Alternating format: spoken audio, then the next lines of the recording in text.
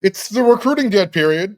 USC's put itself in the perfect position, the pole position at the top, number one, and there's not a lot of time left to catch them. I'm going to tell you why on this episode of Locked On USC.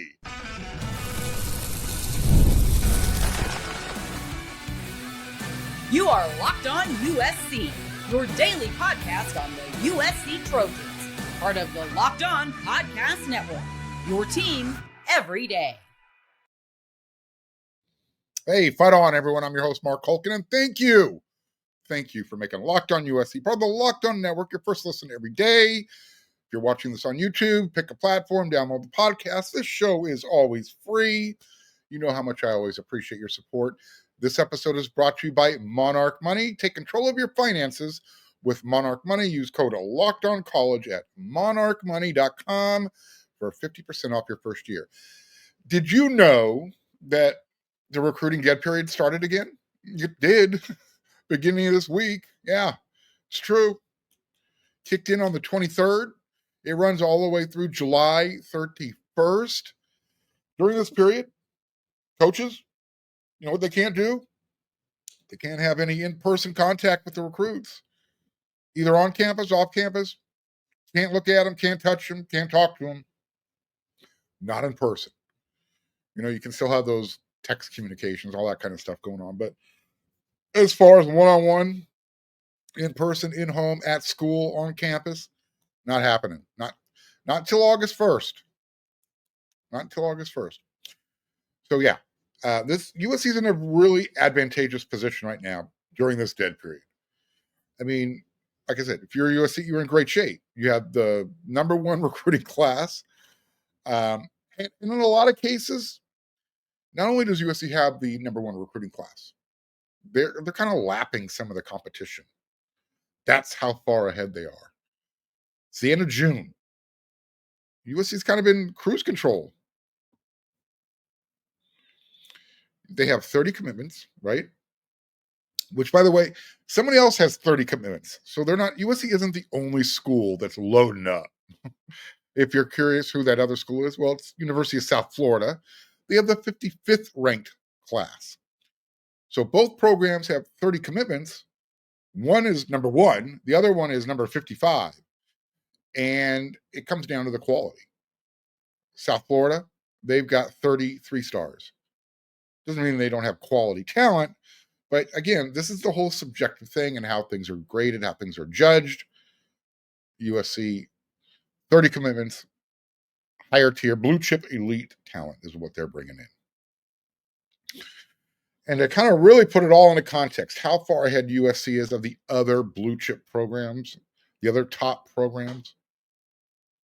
So USC's got they got the number one class, and the class score 93.679. Okay, that is literally almost a full point higher than the number two ranked school, Texas A&M.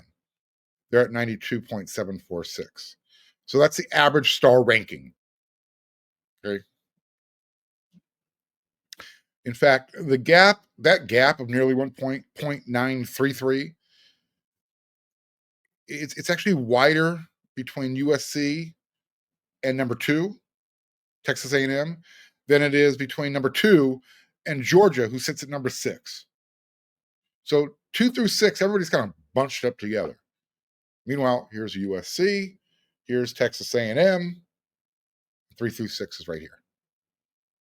If you're watching on YouTube, I was kind of using my hands to do one of those, I don't know, diagrams, charts.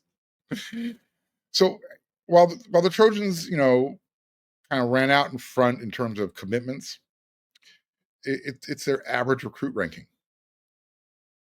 It's still number 7 overall.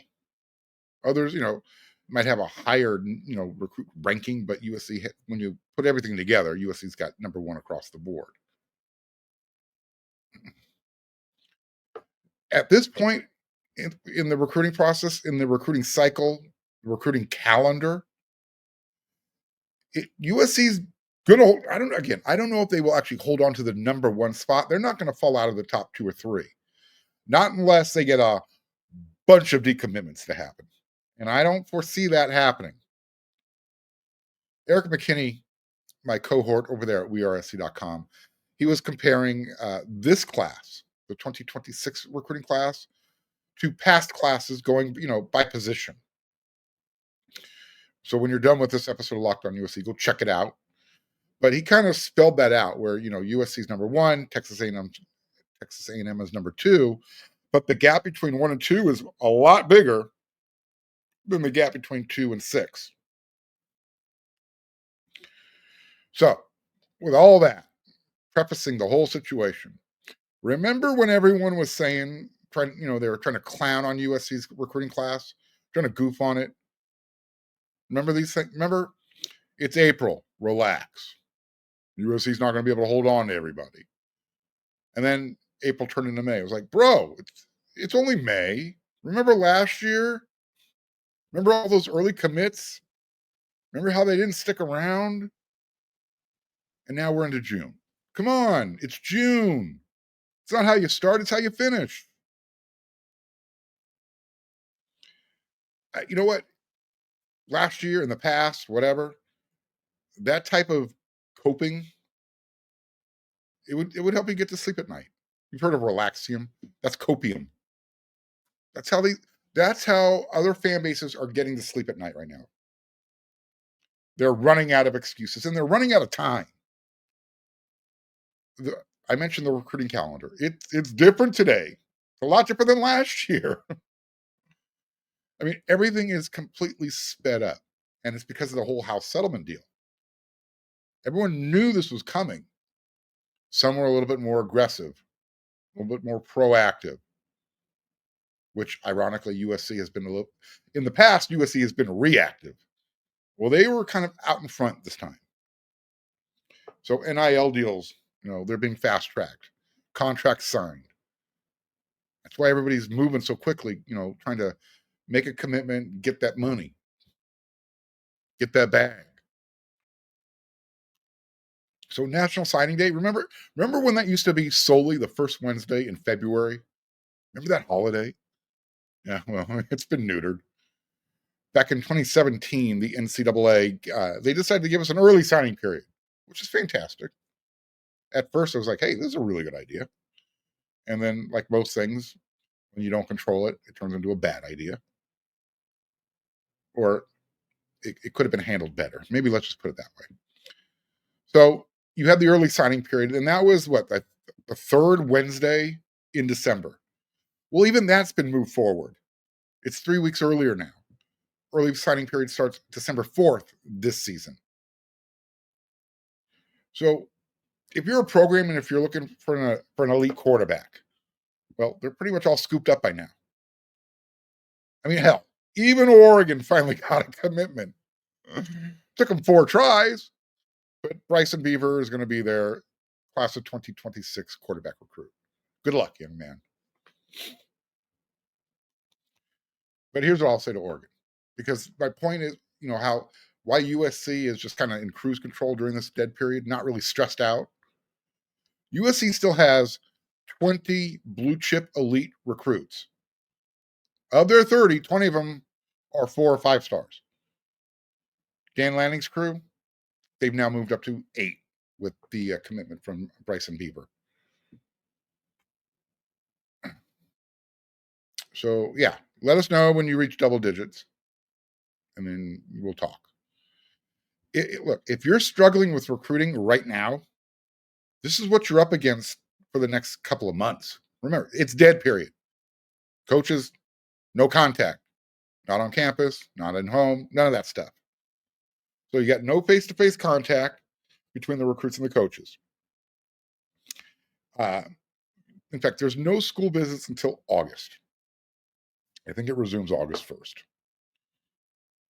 So for the next few weeks, the coaches are going to, I believe most coaches around the country, they're going to get a little vacation time, spend some time with the family.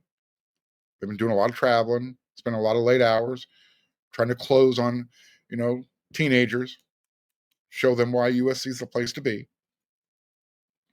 And then once, vacation time is over, before you know it, I'm going to be in Vegas for Big Ten Media Days into July.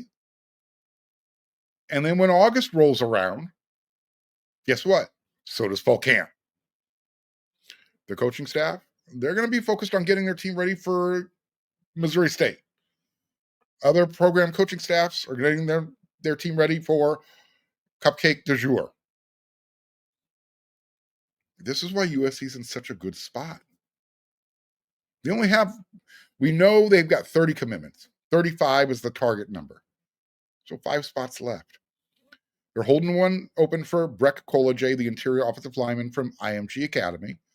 He's not planning to make an announcement until later in the season.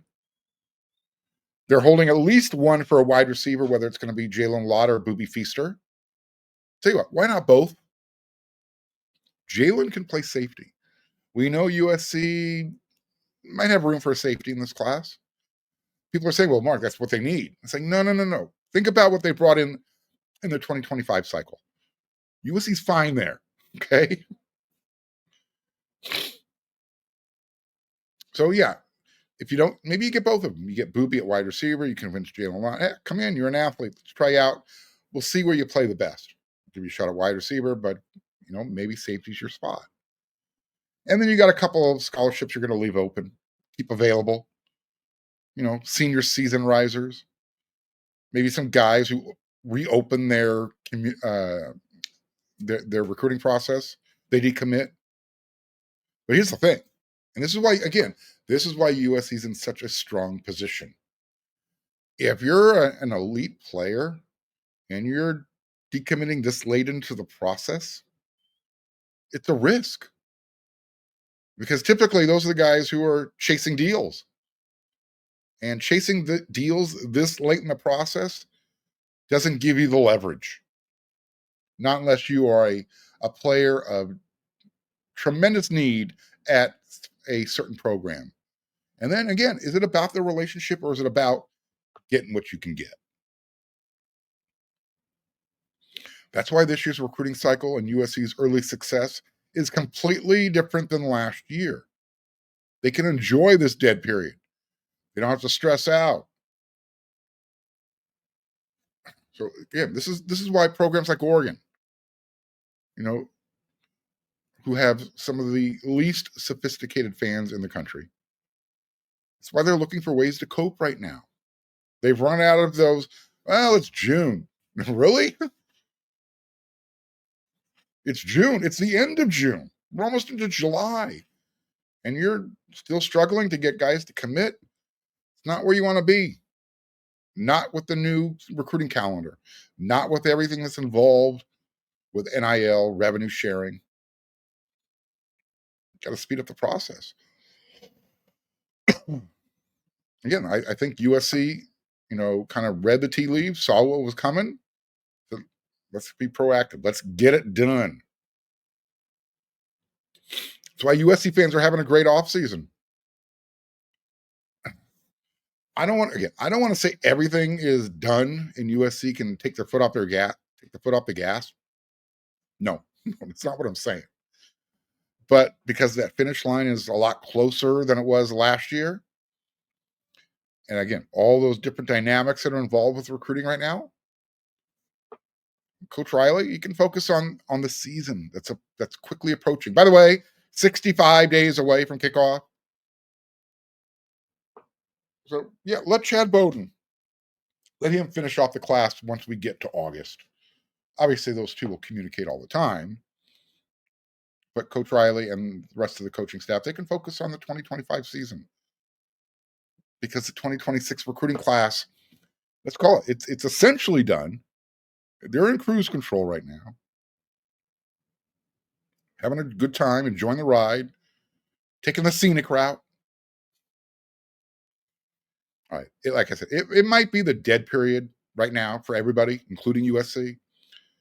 But the Trojans, yeah, they're alive and kicking. In fact, they're alive and kicking to the point where Sleeping Giant might be stretching his legs. Might be ready to walk around, touch the grass. Let everybody know USC is ready. They're back. Talk about that in the next segment.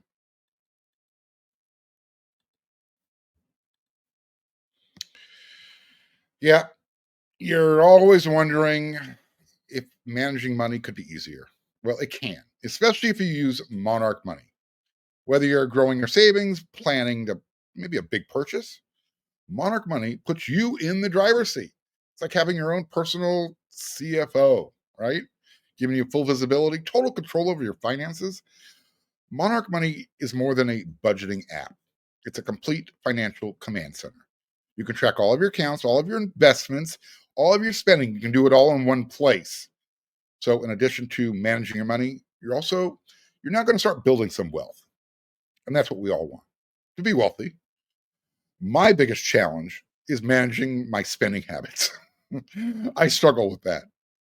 Monarch Money, though, it makes that a lot easier. For me, if I can afford my own personal chief financial officer, so can you. So should you. Take control of your finances with Monarch Money. Use code LOCKEDONCollege at monarchmoney.com. You're going to get 50% off your first year. That's monarchmoney.com, code LOCKEDONCollege for half off your first year.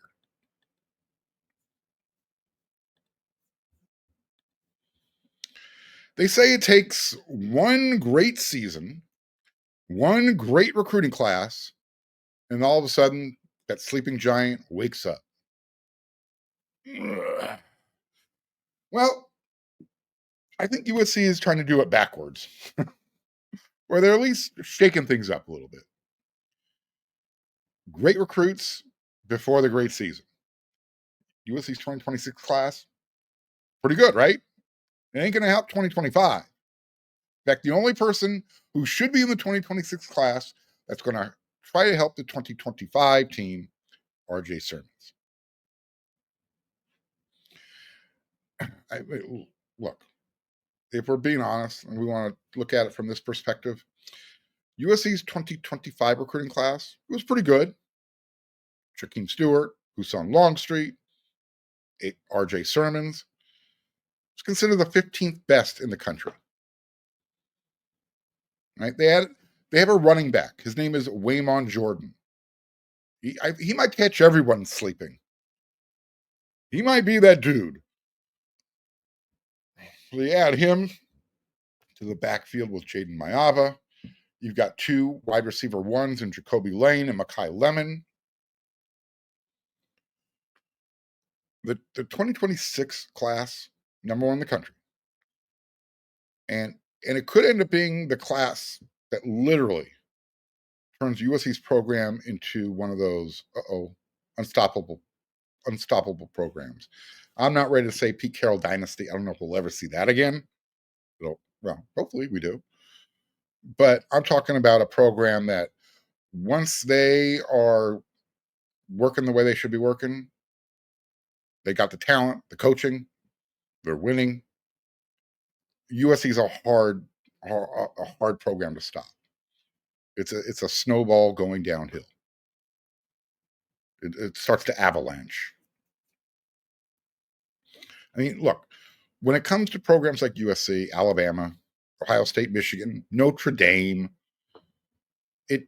all it takes is one great season, follow that up with a solid class of recruits, and the fires keep burning. Train keeps going. You keep the coal, the steam just keeps plugging along. It's one of the reasons, why those schools that I just mentioned, they're called blue bloods. They're able to sustain success through multiple decades. They'll have down periods. Remember Alabama before Nick Saban got there? Yeah. They weren't very good. All of a sudden, though, got a really good recruiting class and they turned the page. They got good. And when they got good, they got better players. And it was wash, rinse, and repeat year after year after year. That's what USC strived to get back to. And it's why today's younger fans, I'm talking to you. I know a lot of you watched and listened to the show. You need to study up on your history. You got to get out of there. Well, you haven't done anything since 2008. Okay. Look, if we're being honest, USC has not lacked for talent. They might have lacked having enough top-end talent, but they've they've had more than enough, at least in my opinion, to do better than 15 wins over a 2-year period. And that's what they've done. In the last 2 years, 15 wins. They've had enough talent. They've had more than enough talent to be better than that. I mean, now the goal, you're trying to win 15 games in one season. You do that, and you're holding up the hardware. I mean, Ohio State, they won 15 games last year. That's why they're the national champions. And here's the thing, only one team gets that honor, that gets the whole, that'll win 15 games. Just one. However, there is plenty of honor still to be proud of, if you're among those group of teams that wins 10 plus games in a season. A lot of honor in that. I mean, at USC, you're always playing for the championship, but, let's be realistic. Not going to win it every single year, but you want to be able to compete for it. And if you're winning 10 plus games, you're competing. You're in the national championship discussion, because more than likely, USC, you win 10 plus games, you're in the playoffs. I remember what everyone was saying when Lincoln Riley's USC's team won 11 games in his first year. I mean, there was a concern that USC was back a lot faster than anybody had anticipated. And people were like, oh, shoot, this is not good for the rest of college football. We've seen this movie before. I mean, 11 wins, Heisman Trophy. That happened Pete Carroll's second year.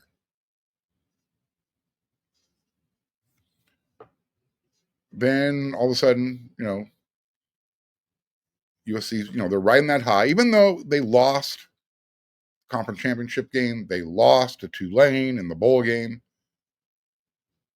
USC was still in a really, really good position until Coach Riley listened to his gut and he held on to Alex Grinch for one more year. So here we are. We're going into the 2025 season wondering what could have been if, Coach Riley wasn't such a good friend. There's not a whole lot of room for USC to improve its recruiting class. I mean, even if they win 10 plus games in this season, I don't know how they're going to improve on number one. Maybe a 5-star decommit somewhere else says, I got to be a part of that. Okay. You just strengthen your number one class. However, I think what it will do, it's going to jumpstart that 2027 cycle, which is just as deep in California as 2026. And all of that, it's just going to be a positive sign that USC, the sleeping giant, is fully awake, ready to touch the grass, ready to enjoy what life has to offer, step on some people along the way. Oops, sorry, didn't see ya. We're USC. If that happens, if USC wins 10 games in 2025 or more, we already know the recruiting class is going to be exceptional. What that means is USC will actually be, I don't know if they'll be a year ahead of schedule. They might be back on schedule. But yeah, recruiting is just going to keep continuing to get better. And when you do that, you win, you recruit well, it leads to multiple great seasons. Wash, rinse, repeat. That's where USC wants to be. Back in that cycle. Let's win this year. Find out, right? All right. So yes, the sleeping giant is awake. It's kind of just stretching its legs, getting ready to get out of bed, make stuff happen. Like I said, 65 days away. USC, Missouri State. Yeah, it's getting here. It's almost here. It's getting close. All right, we got one more segment to go. How good was Big Mike Williams as a wide receiver at USC? Well, he was good. I'm going to tell you how good he was, and I'm going to ask you a question in the next segment.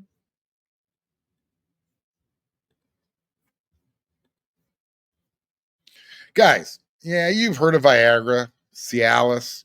You probably tried them both, one or the other, right? But if you're looking for something beyond the usual pill, it's time to meet Rougiette Ready. Yep, Rougiette Ready is a next generation prescription treatment, and it's designed to amplify arousal in the brain and boost some blood flow. Unlike the usual pills that can take hours, Rougiette's 3-in-1 formula, it dissolves under your tongue and it kicks in fast, like an average in 15 minutes.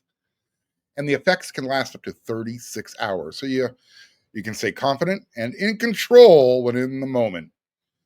If traditional options haven't worked for you, Rougiette might be the answer. With over 150,000 men having already made the switch, maybe you should join the crew. You'll love that it's completely online. Rougiette connects you with a board certified doctor, and it ships your treatment discreetly right to your front door. Head to rougiette.com/lockedoncollege and use code lockedoncollege to get 15% off today. That's RUGIET.com/lockedoncollege and use promo code lockedoncollege for 15% off. Individual results may vary with prescription treatment. Compounded drugs are permitted to be prescribed under federal law, but are not FDA approved and do not undergo FDA safety, effectiveness, or manufacturing review. Please visit the Rougiette website for full safety information.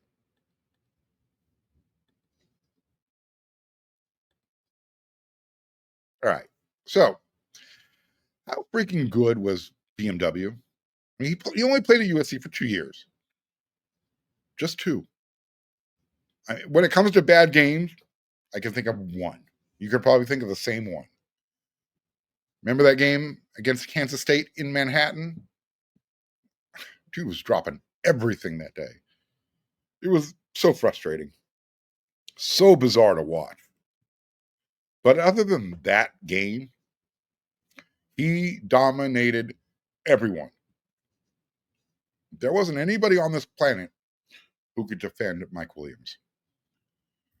When he suited up in his 2 years playing for the Cardinal and Gold, USC was 23-3. Not bad. First year is when USC lost 2 games. They ended up in the Orange Bowl. They smoked Iowa. Carson won the Heisman. Next year they lost 1 game, a triple overtime game at Cal, which had they continued to just feed the ball to Mike, they probably win that game. I'm not going to get into that discussion now. But can you imagine the damage BMW would have done in 2004 had he not tried to follow Maurice Clarett into the NFL draft? Think about that. Because USC won it all in 2004. They were good, really good. Put Mike Williams on that team. In 2 years at USC, these were his numbers.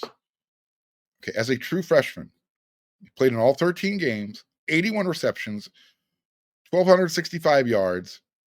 He averaged over 15 yards per catch, 15 and a half. 14 touchdowns. He was averaging just under 100 yards per game. The following season, 13 games, 95 receptions, 1,374 yards. His average dipped a little bit. Touchdowns went up by 2, 16 touchdowns, 101 yards per game. He was dominant, unstoppable. I mean, remember, you couldn't cover him in single coverage. Put one guy on him, it was suicide. Putting 2 guys on him didn't work very often either. Look, when you're 6'5", 230 pounds, you're bigger than every cornerback that's lining up across from you. And you're bigger than 98.9% of the safeties, unless their name is Taylor Mays. And here's the thing, Mike wasn't just a beast over the middle. He wasn't somebody who just overpowered people. He had some wiggle to his game. He could make people miss in the open field. He had great hands, save for that one game. I I mean, making one-handed catches were easy for him. I think he did it on purpose just to kind of show off. He made first-team All-American as a sophomore. We know that he helped USC to a Heisman Trophy his freshman year. Big Mike was always open. Anytime he was running a route, he was open. Even if the defender was draped all over him, hanging off of him like a little kid hangs on Superman. BMW was a threat across the middle. You could run him on those quick slants, screen passes. Does not matter. Heck, you could throw him deep. And it wasn't because he was a speedster. He had really good speed, but it's because of he was a long strider. All that ground he would chew up. I mean, each stride was like covering 3 yards. It's crazy. Keyshawn Johnson, just give me the damn ball, was the number 1 overall draft pick when he left USC. Had Mike played his junior season, who knows how high he gets drafted? But look, the college game, the reason he wanted to leave early, it was too easy for him. I get trying to go pro. I understand it totally. But the odds were against him. And back then, the NCAA did what it wanted. They did it with impunity. But as I mentioned a minute ago, USC won it all in 2004. I'm trying to visualize, trying to imagine how unstoppable they would have been with BMW running past routes in 2004. Yeesh. Matt Leinart, Reggie Bush, Lendale White, Steve Smith, Dominique Byrd, Mike Williams. Yeah. Now you understand where I'm going with this. All right, you know where I'm going now? I'm going to let you know that the show's over. I'll be back again tomorrow. Friday rant. Got to find something to talk about. See if there's any other recruiting news during this dead period. Any team news that comes up, we'll be talking about it. And as you know, when you're done making Locked On USC your first listen every day, every watch, your first watch every day on YouTube, check out Brian Smith over there on the portal. He'll get you caught up with all the recruiting, transfer news, whatever's going on in college football. And then get over there to wearesc.com. Now, this is the time to get over there. By the way, On3 and Rivals have merged. So the Trojansports.com, the rival site, all those guys are now joining us over there at wearesc.com. Look forward to seeing you over there. So until that next episode, tomorrow, everyone, you know what to do.